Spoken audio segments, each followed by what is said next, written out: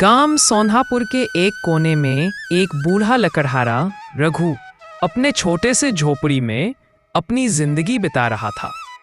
उसका जीवन कठिनाइयों से भरा था, लेकिन उसने कभी किसी से कुछ मांगा नहीं। रोज वह जंगल से लकड़ियां काट कर लाता और उन्हें बेचकर जो थोड़ा बहुत पैसा मिलता उसी से अपने और अपनी बीमार पत्नी की गुजर बसर करता। रघु के पास न तो खेत था न ही कोई बड़ा रोजगार। उसके पास केवल उसकी मेहनत थी और वही उसका एकमात्र सहारा थी।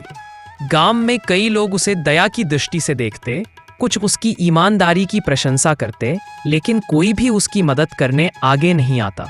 एक दिन की बात है, जब रघु जंगल में लकड़ियां काट रहा था, तभी उसका कुल्हाड़ी अचानक नदी में गिर गई। नदी बहुत गहरी थी और रघु को तैरना नहीं आता था। वह बैठकर रोने लगा। उसकी कुल्हाड़ी ही उसका एकमात्र साधन थी कमाने का। अब वह क्या करता? रघु दुखी मन से भगवान से प्रार्थना करने लगा, हे प्रभु, मेरी मदद करो। मेरे पास और कुछ नहीं है, यही कुल्हाड़ी मेरी जिंदगी थी। उसकी सच्ची प्रार्थना सुनकर नदी के जल से एक तेज प्रकाश निकला और एक देवता प्रकट हुए। उन्होंने रघु से कहा, रघु, हम तुम्हारी ईमानदारी और कठिन परिश्रम से बहुत प्रसन्न हैं। बताओ, तुम्हारी कुल्हाड़ी कैसी थी? इतना कहकर देवता ने एक सोने की कुल्हाड़ी पानी से निकाली और रघु से पूछा, क्या ये तुम्हारी कुल्हाड़ी है? रघु ने सिर हिलाते हुए कहा, नहीं भगवान, ये मेरी कुल्हाड़ी नहीं है। मेरी कुल्हाड़ी तो लोहे की पुरानी कुल्हाड़ी थी। देवता मुस्कुराए और फिर चांदी की कुल्हाड़ी दिखाते हुए बोले, क्या ये तुम्हारी है? रघु ने फिर से मना कर दिया, नहीं भगवान, ये भी मेरी नहीं है। मेरी कुल्हाड़ी तो बहुत साधारण सी थी। आखिरकार देवता ने लोहे की एक पुरानी कुल्हाड़ी निकाली और पूछा, क्या ये तुम्हारी कुल्हाड़ी है? रघु की आंखें चमक उठीं। वह खड़ा हो गया और बोला, हाँ भगवान, यही मेरी कुल्हाड़ी है। देवता ने प्रसन्न होकर तीनों कुल्हाड़ियां रघु को दे दी और कहा, तुम्हारी ईमानदारी ने तुम्हें इनाम दिलाया है। जाओ, अब तुम्हें कभी किसी चीज की कमी नहीं होगी। रघु बहुत खुश हुआ और तीनों कुल्हाड़ियां लेकर घर लौट आया।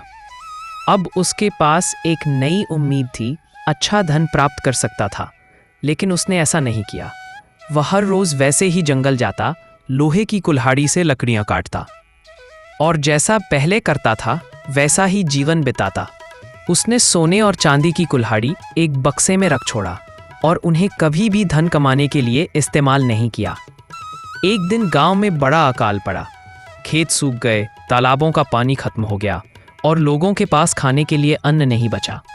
गांव के अमीर लोग तो शहर की ओर भाग गए, लेकिन गरीबों का क्या? रघु ने देखा कि उसके आसपास के लोग भूख से तड़प रहे हैं। उसकी बीवी ने पूछा, रघु, क्या हम उन सोने और चांदी की कुल्हाड़ियों को बेच नहीं सकते? हम कुछ लोगों की मदद कर सकते हैं। रघु कुछ देर चुप रहा, फिर उसने सिर हिलाया और अगले दिन शहर गया। उसने कुल्हाड़ियों को अच्छे दाम में बेचा और उससे जो धन मिला उससे गांव के लिए अनाज, पानी के मटके और ज़रूरी दवाइयाँ खरीद लाया। अब रघु अकेला नहीं खा रहा था। उसने पूरे गांव को अपने छोटे से घर में बुलाया और सबको सामान बांटना शुरू कर दिया। गांव के लोगों की आंखों में आंसू थे। उन्होंने सोचा नहीं था कि एक गरीब लकड़हारा उनकी मदद करेगी। जब अमीरों ने मुंह फेर लिया, लेकिन यह सब देखकर गांव का पटवारी, जो पहले से रघु से जलता था, राजा के पास शिकायत लेकर पहुंचा। उसने कहा, महाराज, रघु नाम का एक गरीब लकड़हारा अचानक बहुत धनवान हो गया है। जरूर वह चोरी या काले जादू का सहारा ले रहा है। राजा ने सैनिकों को भेजा और रघु को महल बुलवाया। रघु ने सारी घटना सच्चाई से सुना दी। कुल्हाड़ी गिरना, देवता का प्रकट होना और तीनों कुल्हाड़ियों का मिलना। राजा ने उसकी बात सुनकर ठहाका लगाया और कहा, रघु, तुम्हारी ईमानदारी और सेवा भावना आज के समय में दुर्लभ है।